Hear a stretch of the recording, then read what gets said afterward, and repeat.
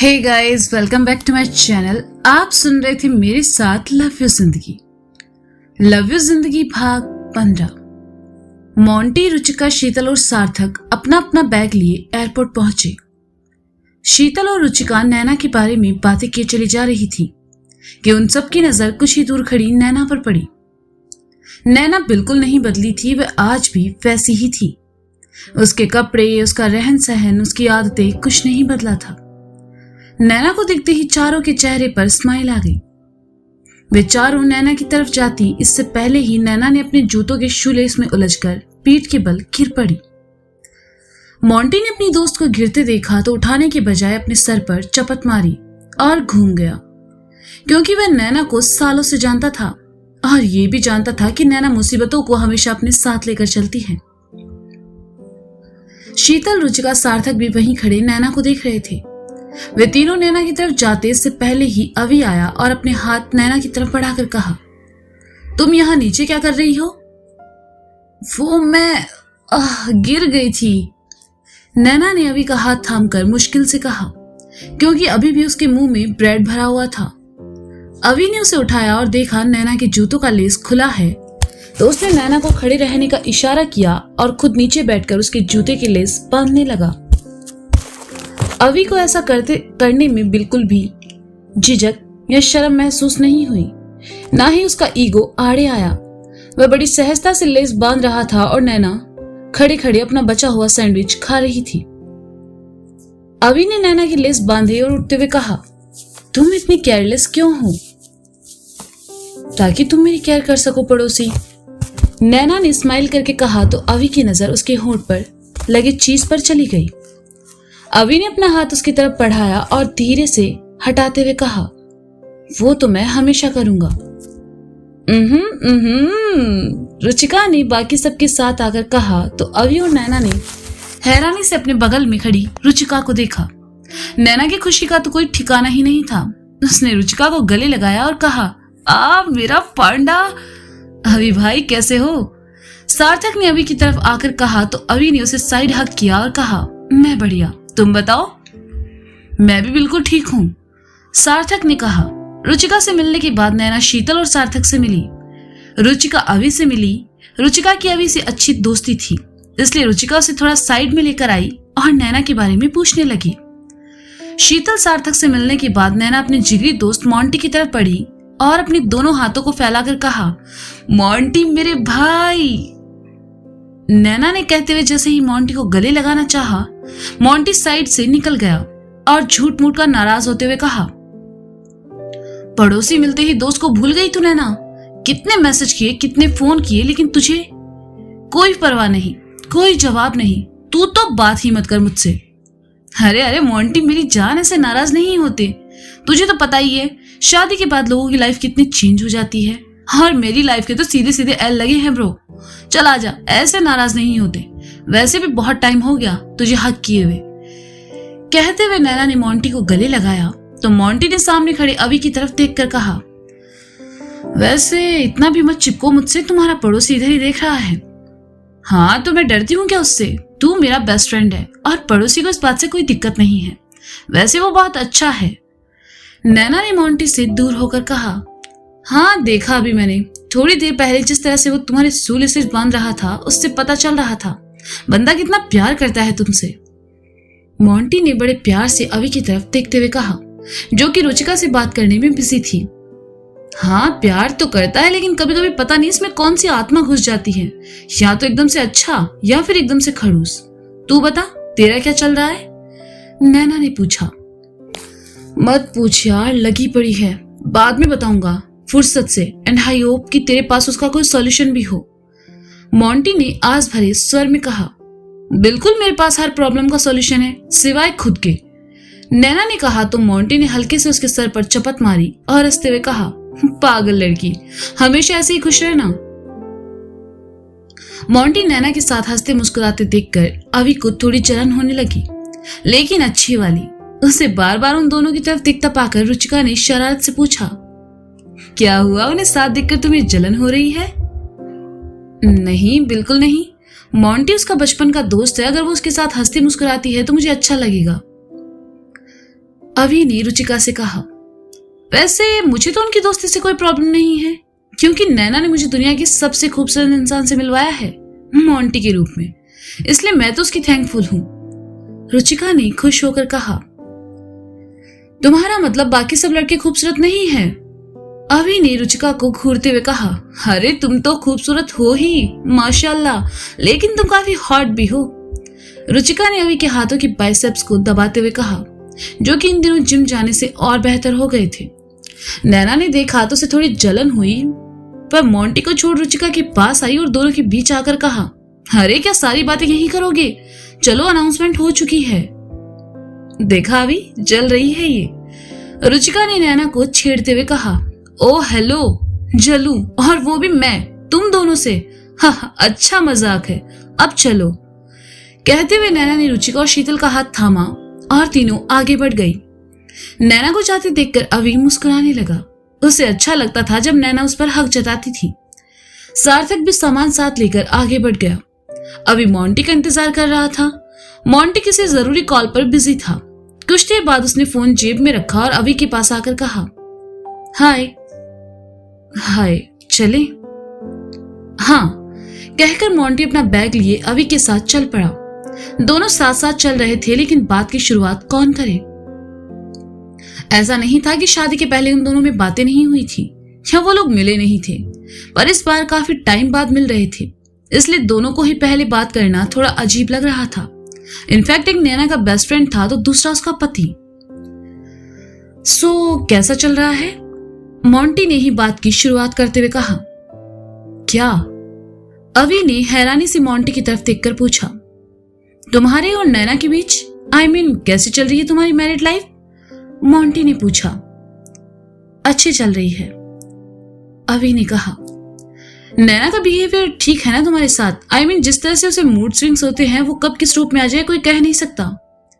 Monty ने हल्का सा मुस्कुराते हुए कहा।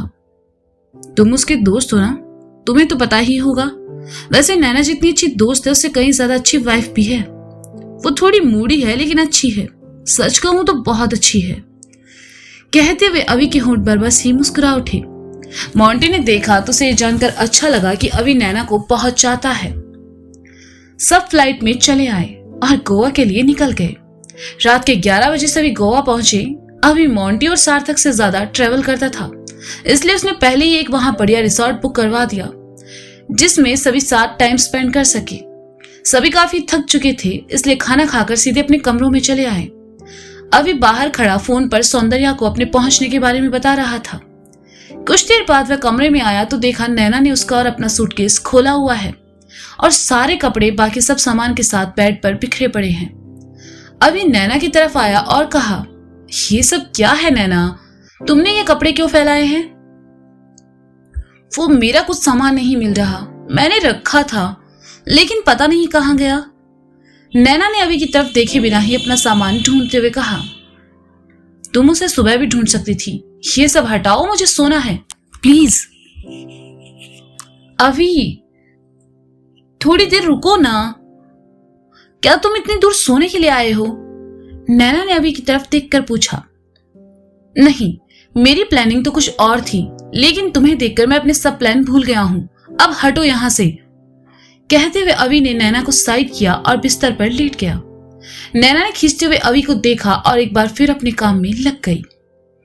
मोंटी, रुचिका, शीतल, सार्थक भी फ्रेश होने के बाद अपने अपने कमरों में सोने चले गए। अभी को नींद आ चुकी थी, लेकिन नैना की आंखों से नींद कोसों दूर थी। वह कमरे से बाहर निकली और रिसोर्ट में घूमने लगी। अभी ने जो रिसोर्ट बुक किया था वो 4 कमरों का एक बढ़िया रिसोर्ट था, जिसमें एक बढ़िया स्विमिंग पूल और लॉन भी था। ये उसने इसलिए बुक किया ताकि वह और बाकी सब बिना किसी परेशानी के यहाँ साथ रह सके। घूमते घूमते नैना स्विमिंग पूल की तरफ चली आई। उसे बिल्कुल भी नींद नहीं आ रही थी और ना ही वो चीज मिल रही थी जो उसे चाहिए थी। वह पुल के पास आकर बैठ गई। उसने शॉर्ट्स पहना था और कैप वाली टी शर्ट, जो कि शॉर्ट से भी लंबी थी। साथ ही उसकी आस्तीन भी नैना के हाथों से बाहर तक आ रही थी। उसने टी शर्ट का कैप सर पर ओढ़ रखा था। ये टी शर्ट अभी की थी, लेकिन नैना को एक्स्ट्रा साइज कपड़े पहनने का शौक था, या यूं कह लीजिए कि आदत थी, इसलिए उसने इसे पहन लिया। चांदनी रात थी और ठंडी हवाएं चल रही थी। ऐसे में नैना ने अपने पैरों को पानी के अंदर डाल लिया। उसे बड़ा अच्छा लग रहा था। बैठे बैठे जब कुछ नहीं सूझा तो उसने अपने आसपास पड़े छोटे छोटे कंकड़ उठाए और उन्हें पानी में फेंकने लगी। ऐसा करते हुए वह बिल्कुल बच्चों की तरह खुश हो रही थी। उसे तो बैठे बिठाए खेल मिल गया। उसने पानी से पैर बाहर निकाले और वहीं स्विमिंग पूल के बगल में लेट गई और अपना एक हाथ पानी में डालकर घुमाते हुए खुद से ही कहने लगी, ये मेरी लाइफ अचानक से इतनी बोरिंग क्यों हो गई है? पहले सब कितना अच्छा था। 10 से 5 की नौकरी, 7-8 कप चाय, रिश्तेदारों के ताने और डैड का प्यार। लेकिन अब लगता है जैसे लाइफ में कोई मजा है ही नहीं। उठो, खाओ, पियो, दिन भर लोगों के सामने मुस्कुराते रहो, चाहे आपका मन हो या ना हो। लेकिन ससुराल है तो मुस्कुराना पड़ेगा। शाम में फिर खाओ और सो जाओ। हाँ, ये भी कोई लाइफ है भला? लाइफ तो वो होती है जिसमें थ्रिल हो, एक्साइटमेंट हो, साला कोई कांड हो। लेकिन यहाँ तो मेरी लगी पड़ी है। वैसे ये गोवा आने का जिसका भी आइडिया था, बहुत ही बेकार आइडिया था। क्या है यहाँ? चारों ओर बस समंदर ही समंदर है। क्यों नैना, क्यों? आखिर क्यों तुमने शादी की? तुम्हें पता है ये सारी मनूसियत तुम्हारी जिंदगी में शादी के बाद आई है कि अब तुम अपने मन का कुछ नहीं कर सकती हो। खुद से बातें करते करते नैना पलटी और पीठ के बल लेटकर आसमान में चमकते चांद को देखने लगी और आगे कहने लगी, हाँ, वैसे तुम अपनी जगह सही हो। तुम क्या, सब अपनी जगह सही है। लेकिन इन सब में पड़ोसी का क्या कसूर? उसने तो तुमसे प्यार किया ना। आई नो वो वैसा वाला प्यार नहीं है जैसा डैड को मॉम से है, लेकिन बंदा जेन्युइन तो है ना।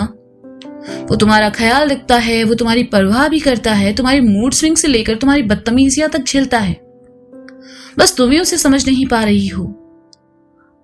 मुझे नहीं लगता आज तक किसी भी लड़के ने मेरे लिए इतने एफर्ट किए हो।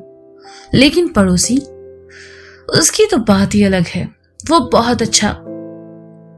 कहते हुए नैना फिर पलट के पेट के बल लेट गई। लेकिन इस बार वो गिरते गिरते बची और खुद को संभाल कर कहा, देखा, जिस आदमी के नाम लेने से तुम गिर रही हो उसके साथ रहकर संभलना तुम्हारे लिए कितना मुश्किल होता होगा, है ना? I am proud of you Naina, you are so smart. कहते हुए एक बार वह फिर अपने हाथ को पानी में घुमाने लगी। कुछ देर खामोश रही और फिर कहने लगी, रुचि और शीतल क्वेश्चन यही है, क्या मुझे इनसे इस बारे में बात करनी चाहिए? लाइक मैं पड़ोसी को कैसे खुश रखूं? नहीं, मुझे उनसे इस बारे में बात नहीं करनी चाहिए। रुचि का पता है वो ज्यादा नहीं सोचेगी। लेकिन शीतल, कहीं उसने इसे गलत वे में ले लिया तो? फिर तो पड़ोसी के साथ साथ मुझे उसका भी लंबा चौड़ा लेक्चर सुनना पड़ेगा और ये मुझसे नहीं होगा। आइडिया ड्रॉप करते हैं, कुछ और सोचते हैं। कहते हुए नैना एक बार फिर पीठ के बल लेट गई और चांद को देखने लगी। आसमान को तकते हुए नैना नींद के आगोश में चली गई। उसका एक हाथ अभी भी पानी में था और दूसरा अपने पेट पर। चांदनी रात में उसकी गोरी टांगें चमक रही थी। उसने टी शर्ट का कैप ओढ़ रखा था और बालों की कुछ लटें उसके चेहरे पर झूल रही थी। सोई हुई नैना बड़ी मासूम लग रही थी। अंदर कमरे में सो रहे अभी ने करवट बदली और जैसे ही अपना हाथ बिस्तर पर घुमाया उसे नैना नरारत मिली। अभी ने आंखें मूंदे हुए 1-2 बार ऐसा और किया, लेकिन नैना वहां नहीं थी। अभी उठा और देखा नैना बेड पर नहीं है, ना ही कमरे में। वह उठा और कमरे से बाहर आया। यहां वहां देखा, नैना नहीं दिखाई थी। चांदनी रात में वह पूल साइड चला आया तो देखा नैना वहां सो रही है। अभी नैना के पास आया और घुटनों के बल बैठकर उसके बगल में आ बैठा। वह एकटक नैना को देखता रहा। उसे एहसास हुआ कि नैना नींद में है। उसने नैना के हाथ को पानी से बाहर निकाला और खुद में ही बड़बड़ाया, इतनी रात में ये लड़की यहाँ क्या कर रही होगी? ये तो कल सुबह यही बताएगी।